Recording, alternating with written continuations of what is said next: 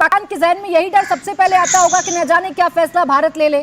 प्रधानमंत्री जब कहते हैं समय कम है, फैसले बड़े हैं, लक्ष्य बड़े हैं, तो पाकिस्तान को डर लगता होगा और इसीलिए भभकियां देना शुरू की, दर भभकियां।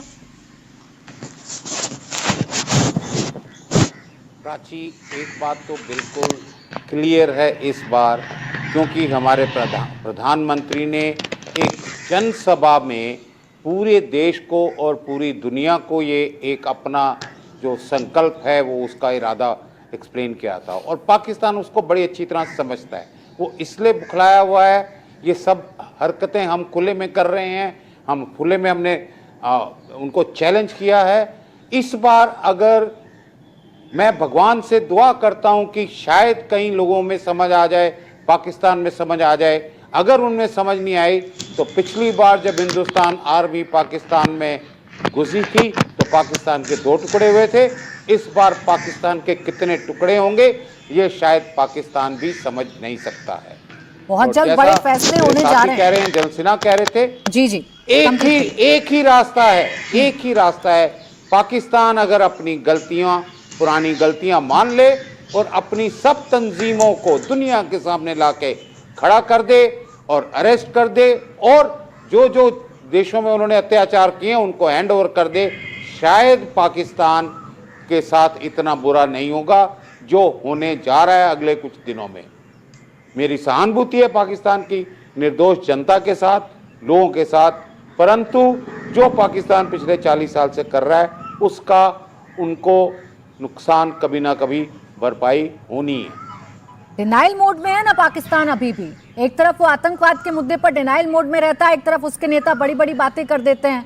हमारे यहाँ बैठकें चल रही हैं, प्रधानमंत्री एक्टिव हैं, रक्षा मंत्री लगातार बैठकें कर रहे हैं, एनएसए बैठकें कर रहे हैं, विदेश मंत्री डिप्लोमेटिक तरीके से पाकिस्तान को कैसे अलग थलग करना है ये कर रहे हैं। और इनके यहाँ पर क्या हो रहा है बिलाल साहब, पाकिस्तान में क्या हो रहा है? हनीफ अब्बासी रेल मंत्री, रेल चलाने का काम है, ट्रेन मैनेजमेंट का काम है, रेल देने का काम है, वो बता रहे हैं भारत को कि हमारी मिसाइलों का रुख भारत की तरफ है। हमने गौरी, शाहीन और गजनवी जैसी मिसाइलें और 130 परमाणु बम सिर्फ सजाने के लिए नहीं रखे।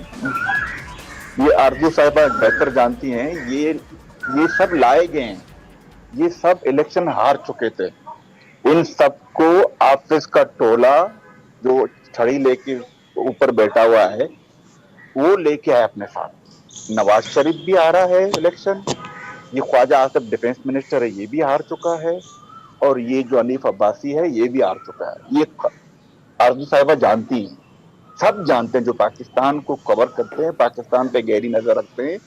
सब ने देखा, दुनिया ने देखा कि 8 फरवरी को इनको कितनी लत पड़ी थी इमरान खान के लोगों की तरफ से।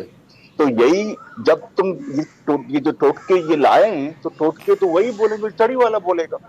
ये हिंदुस्तान नहीं है जो दुनिया की सबसे बड़ी डेमोक्रेसी है, ये पाकिस्तान है जिसकी बुनियादों में करप्शन है, जिसकी बुनियादों में मिलिटराइजेशन है, जिसकी बुनियादों जो नफरत है। 1947 में इन्होंने किस भी आप पे ये मुल्क बनाया था, 2 कौमी नजरिया क्या है कि हिंदू मुसलमानों के साथ नहीं रह सकता।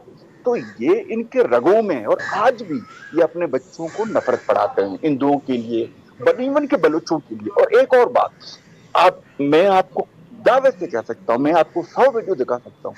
छोटे बच्चे से भी पूछो ना, बच्चे से कि 5 साल की, ये पूछते हैं ना ये इनके मीडिया, बड़े होके क्या बनोगे? ये बोलता है मैं बड़ा होके पायलट बनूंगा, जाके हिंदू पे बम पैर कराऊंगा। ये अपने मस्जिदों में दुनिया की बर्बादी की दुआ करते हैं कि इसराइल को तबाह कर दे, हिंदुओं को तबाह कर दे। मैंने मंदिर में, मैंने गिरजा में कभी ये नहीं देखा। ये टीएलपी के लोगों, ये टीएलपी के लोग वहां पे मुर्दों को कब्रों से निकालते हैं, उनकी तस्लील करते हैं। ये वैशी लोग हैं। और बदकिस्मती से इन्होंने जो मुझे आइडेंटिटी दी है, this is become a threat for the world. मैं बार बार कहता हूं, आरजू कासिमा साहब, मैं आपसे हाथ जोड़ के बोलता हूं कि you come to the India. ये इंसान नहीं है। हम बलोच इनसे बेजार हैं, सिंधी इनसे बेजार हैं, पश्तो इनसे बेजार हैं। ये दुनिया में जहां भी जाते हैं वहीं पे चेक कर देते। मुझे आप एक बलोच दहशतगर्द बताओ दुनिया में जिसने अल्लाह और रसूल के नाम पे दहशतगर्दी की है। ये अपने बच्चों को ट्रेन करते हैं, कभी मुंबई भेजते हैं, कभी पेरिस भेजते हैं, कभी लंदन भेजते हैं, कभी अमेरिका भेजते हैं, कभी स्पेन भेजते हैं, कभी इटली भेजते हैं। हम तंग आ चुके हैं इनकी दहशतगर्दी की वजह से। अब मैं क्या और बोलूं इनके लिए। नहीं, इनके अपने परिवारों के लिए तो भगदड़ सी मच गई है। मैं आखिरी बात मैंने कभी भी किसी भी दुनिया में किसी भी हिंदू को जय श्री राम करके किसी के गला काटे हुए नहीं देखा।